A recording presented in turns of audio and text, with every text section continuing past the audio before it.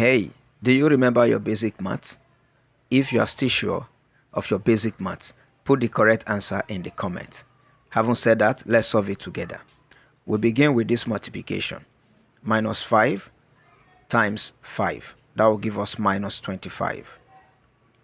So we bring down this, and we bring the minus down, and we bring the 5 here.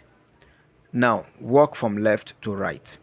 Minus, excuse me, 5 minus 25 will give us minus 20 minus 5, and minus 20 minus 5 will give us minus 25.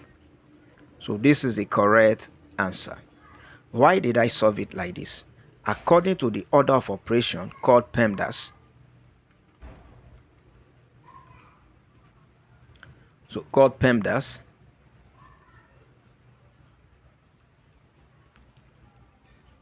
P here stands for parentheses, E stands for exponent, M and D stand for multiplication and division. You evaluate from left to right. A and S stand for addition and subtraction. You evaluate from left to right.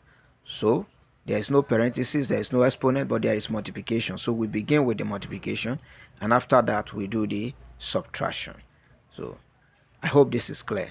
See you in my next video. Bye bye.